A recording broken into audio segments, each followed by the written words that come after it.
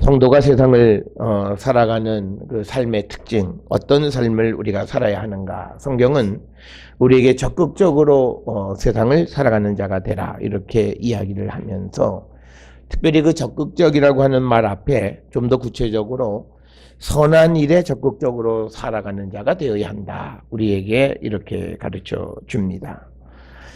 그런데 이 선한 일이라고 하는 것은 자기 자신에게 좋은 선한 일도 있지만, 그러나 성경에서 말하는 선한 일이라고 하는 것은 타인에게, 다른 사람을 위하는 삶을 우리가 살아야 한다라고 성경은 우리에게 이렇게 가르쳐 주고 있습니다.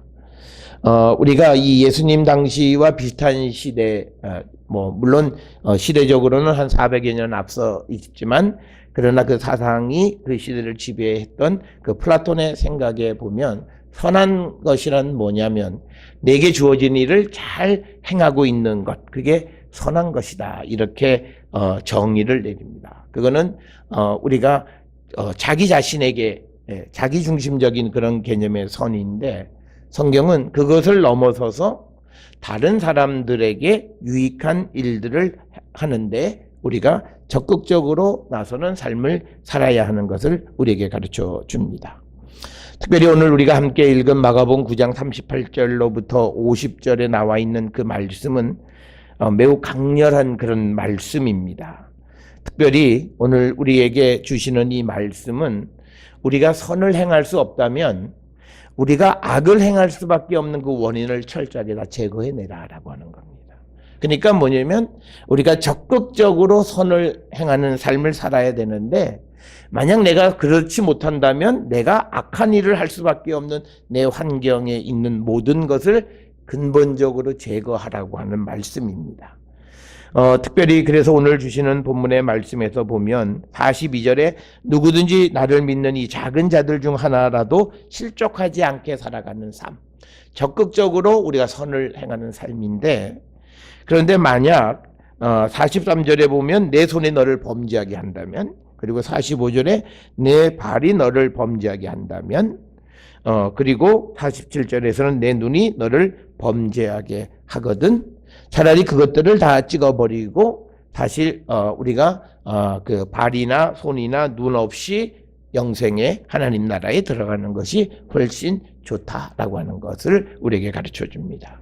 그래서 오늘 주시는 이 본문의 말씀에서는 우리에게 적극적으로 선한 일을 행하며 살아가는 자들이 되고, 내가 적극적으로 행할 수 없다면 내가 그 죄를 지을 수밖에 없는 현실 속에 있는 그런 악의 근본적인 것들을 전부 제거하는 삶을 살아가는 것이 예수를 믿는 성도들이 세상을 살아가는 적극성의 삶입니다. 우리는 이 말씀을 오해해서 그냥 어떤 내가 할 수 있다, 나는 된다, 이렇게 믿는 것을 적극성이라고 얘기하는데, 그래서 그런 모든 것이 자기중심적인 의미의 적극성을 얘기하는 것이 아니라, 성경은 이 다른 사람들에게 내가 그리스도의 사랑을 베푸는 일에 내가 적극적으로 나서는 그런 의미의 적극성을 의미한다라고 하는 것. 그래서 오늘날 우리에게는 많은 복음이, 하나님 말씀이 많이 변질이 되어져 있어요. 그 변질은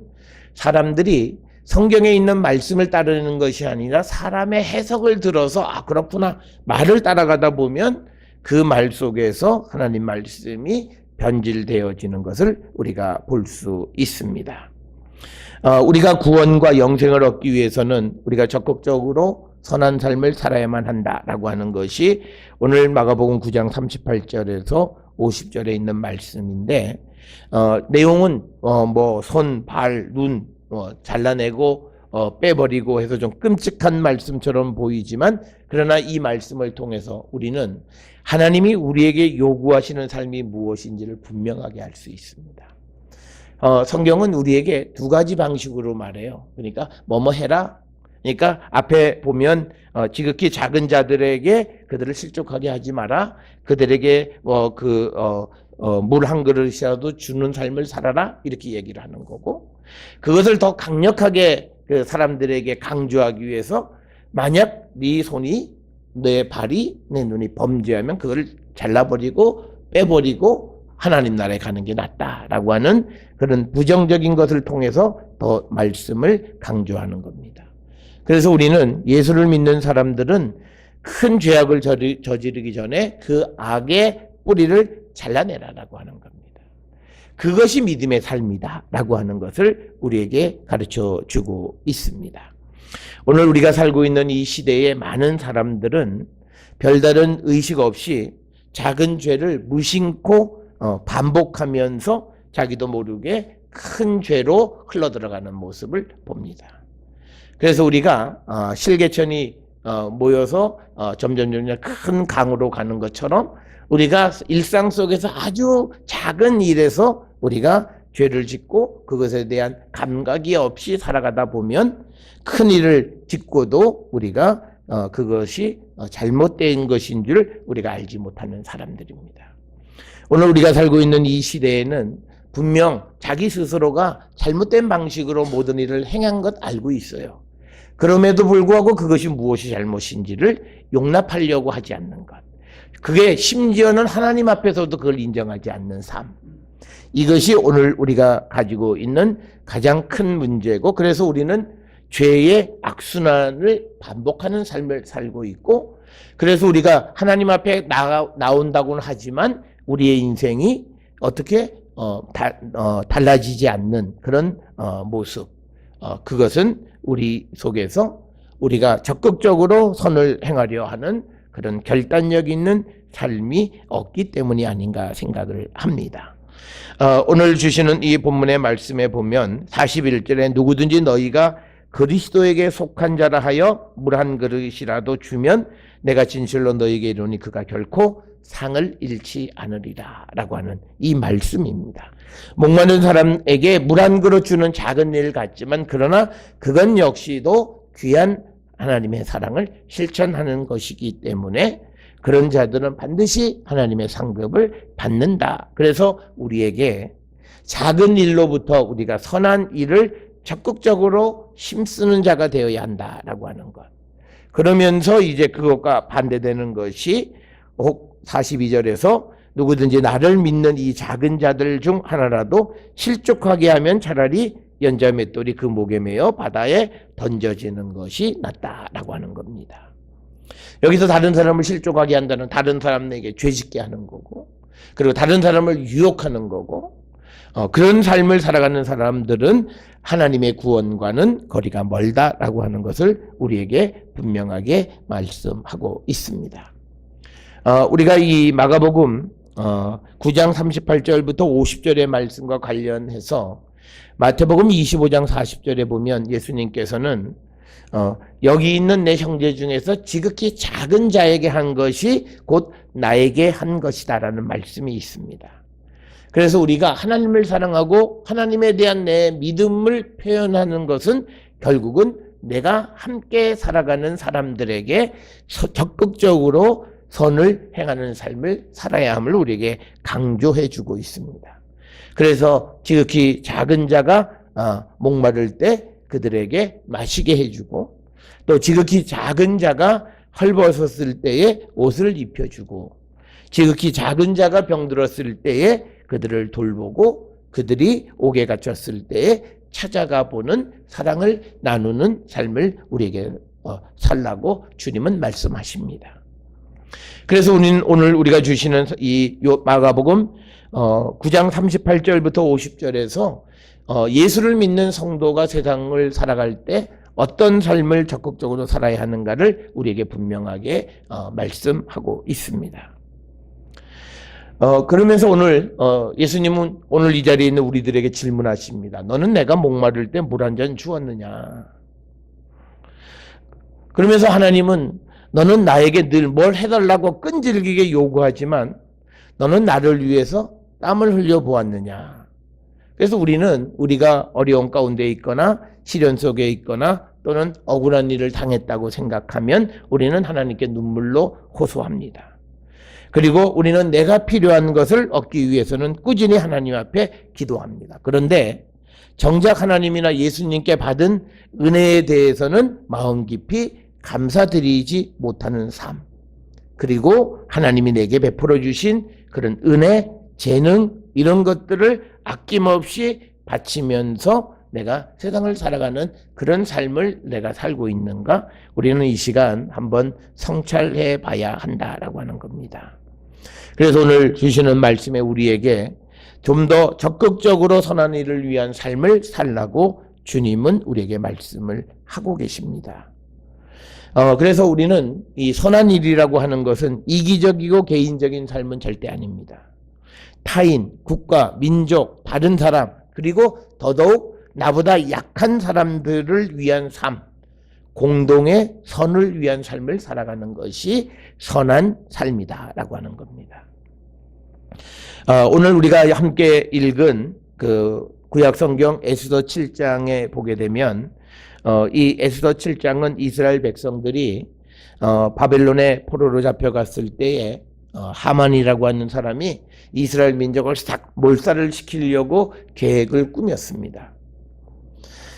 그런데 우리가 오늘 본문으로 읽지는 않았습니다만 에스더 4장 그 13절, 16, 13절에 보게 되면 그렇게 되니까 당시에 왕비 여러 명의 왕비 가운데 하나였던 에스더, 그 에스더의 삼촌 되는 모르드게가 에스더를 찾아와서 하는 말이 13절에 있어요. 모르드게가 그를 시켜 에스더에게 회답하되 너는 왕궁에 있으니 모든 유대인 중에 홀로 목숨을 건지리라 생각하지 말라.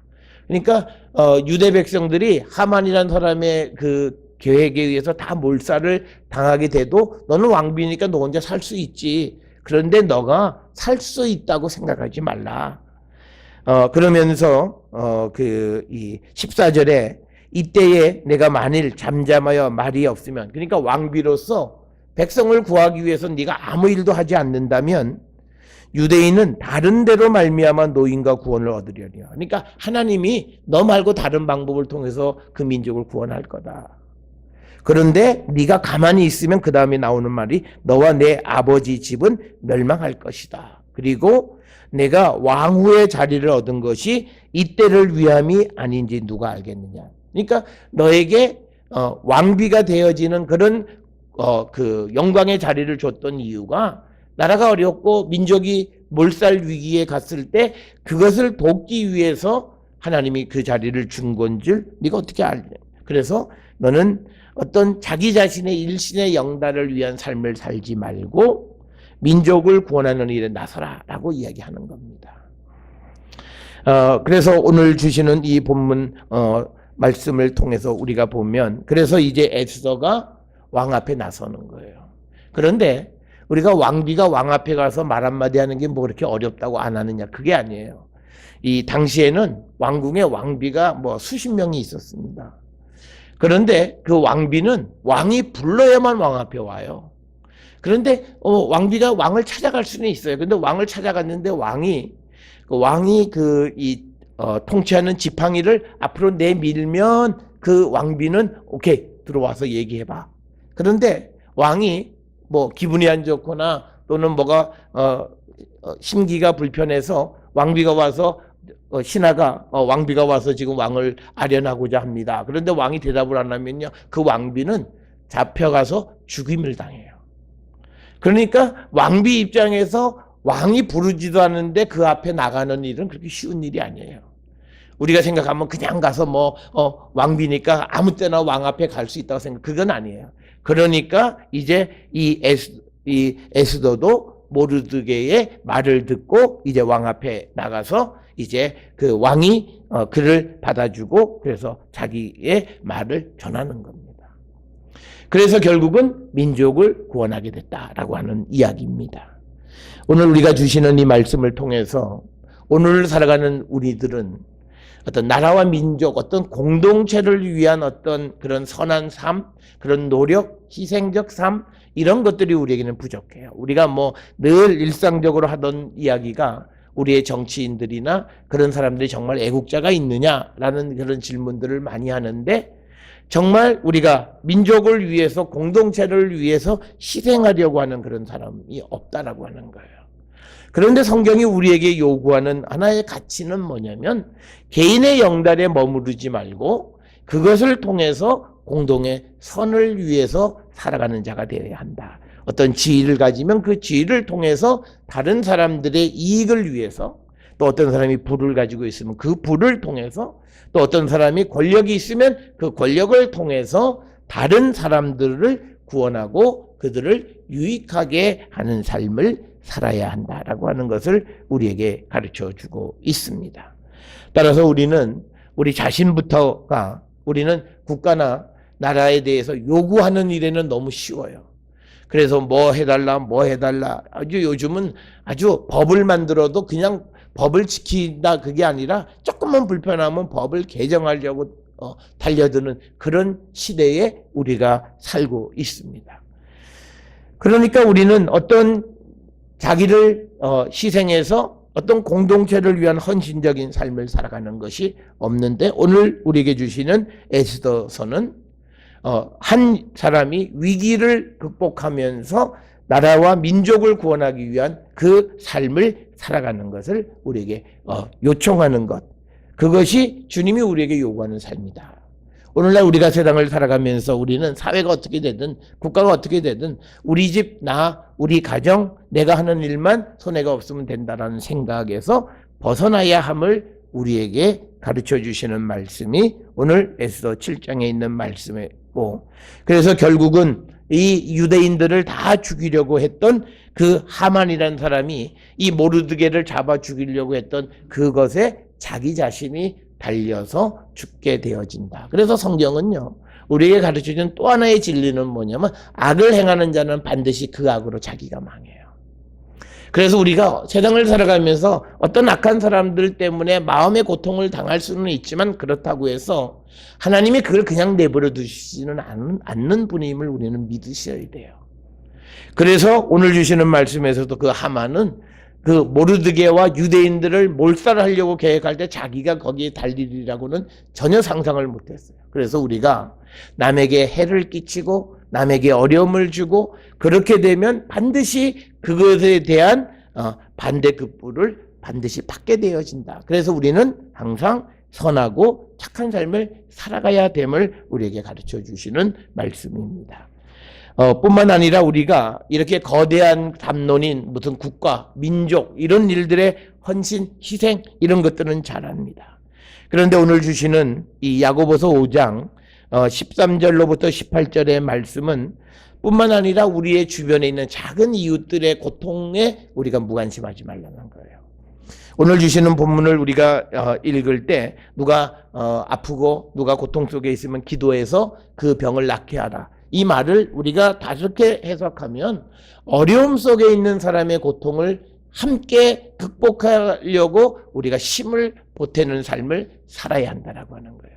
역시 이것도 큰 주제로 보면 우리가 다른 사람들의 선한 이 구원을 위해서 우리가 선한 일에 적극적으로 나서는 자가 되어야 한다. 그래서 우리가 교회에서 같이 믿음 생활하면서 누구를 위해서 기도해 준다는 건 바로 그거예요. 누군가가 어떤 어려움 속에 처해 있을 때 그 어려움으로부터 그 문제가 잘 해결되어질 수 있도록 적극적으로 우리가 참여하는 방식 중 하나가 기도라고 하는 것을 통해서 우리가 그것을 우리가 구하게 되면, 오늘 주시는 본문의 말씀에 보면 의인의 기도는 역사하는 능력이 있다. 그 기도를 들어주신다라고 하는 거예요. 그래서 우리에게 어떤 주변에 있는 작은 이웃들의 아픔, 고통, 그것을 무관심하게 보내지 말고 그들을 위해서 함께 기도하고 병든 자들을 위해서 함께 기도해서 그 병든 것으로부터 그가 나음을 입을 수 있도록 함께 기도하는 자가 되라는 말씀이 오늘 주시는 말씀이 되겠습니다. 따라서 우리가 오늘 마가복음 9장에 예수님이 하시는 말씀이나 에스더 7장에 나와 있는 말씀, 그리고 야고보서 5장 13절부터 18절에서 주시는 이 말씀의 핵심은, 우리는 이 세상을 살아가면서 우리 주변에 어려움 가운데 있는 이들의 그 어려움을 돕는 일에 적극적으로 나서는 선을 베풀며 살아가는 자들이 되어야 함을 우리에게 가르쳐주고, 우리가 성도의 삶이란 선하게 살아가는 겁니다. 성도의 삶이란 이타적인 삶을 사는 겁니다. 그러니까 오늘날 현대인들이 교회나 종교를 갖지 않는 이유 중에 하나는 이게 기분 나쁜 거예요. 나 혼자 살기도 바빠 죽겠는데 남을 위한 삶을 살라고 하는 이 교회의 하나님 말씀의 요청에 사람들이 귀를 닫는 거예요. 그래서 우리가 교회를 다니는 사람들 중에서도 굉장히 이기적이고 그런 삶을 살아가는 사람들이 많고, 그래서 세상으로부터 손가락질을 받는 이유는 바로 그거예요. 성경은 우리가 공동체든 또는 내 주변에 있는 작은 이웃이든 그들이 어려움 속에 있을 때 그 어려움을 해소시켜주는 일에 힘을 보태는 자가 되어야 한다라고 하는 것. 그래서 우리가 하나님 앞에 진실되게 구하면 우리의 기도를 들어주시는데, 오늘 주시는 본문 17절에 보면요, 엘리야는 우리와 성정이 같은 사람인데 엘리야가 기도하니까 3년 6개월 동안 비가 내리지 않다가 또 기도하니까 또 비를 주셨다라고 하는 거예요. 그래서 이 말씀은 뭐냐면 의인의 기도는 이게 역사하는 힘이 있다라고 하는 것을 우리에게 가르쳐 주는 거예요. 그러니까 뭐냐면 우리가 세상을 살아가면서 선하고 바르게 잘 살아가야 되는 건 뭐냐면, 우리가 누구를 도울 수 있으려면 내 기도가 하나님 앞에 상달되어질 수 있는 그런 능력이 있어야 되는데, 그건 뭐냐면 우리가 정말 하나님 앞에 의롭다함을 인정받는 자가 되어야 한다. 그래서 오늘 우리가 놓쳐서는 안 되는 말씀이 오늘 주시는 본문 15절에 보면 믿음의 기도는 병든 자를 구원하리니 주께서 그를 일으키시리라. 사람들은 여기까지만 봐요. 그런데 그 뒤가 중요한 거예요. 혹시 죄를 범하였을지라도 사하심을 받으리라. 그러니까 뭐냐면 우리가 하나님 앞에 기도할 때 특별히 우리가 꼭 잊어서는 안 되는 게 나의 죄 문제를 해결해야 되는 거예요. 내가 죄를 하나님 앞에 자복하고 하나님의 도우심을 구할 때 하나님은 그 기도를 마치 엘리야의 기도를 응답해 주셨던 것처럼 우리의 기도를 들으시고 병든 자의 병을 낫게 해 주시고 그 모든 일들을 선하게 이끌어 가시는 분이시다라고 하는 것이 오늘 우리에게 주시는 말씀입니다. 사랑하는 성도 여러분, 오늘 주님은 우리에게 적극적으로 선을 행하는 자가 되고, 혹 우리가 선을 행하지 못하면서 악한 일을 할 수밖에 없는 상황 속에 있다면 그 근본을 뽑아내라고 우리에게 말씀하십니다. 세상은 우리를 유혹하고 어둠의 길로 우리를 초대합니다. 그때 우리가 그 유혹으로부터 나를 지킬 수 있는 것은 딱 하나, 주의 성령께서 주님이 우리를 도우셔야 합니다. 그래서 날마다 기도하면서 우리 주변에 있는 어렵고 힘든 이웃들의 고통을 우리가 해소하는 일에 적극적으로 나서는 삶을 살아가는 우리 모든 성도들이 될 수 있기를 주의 이름으로 축원합니다.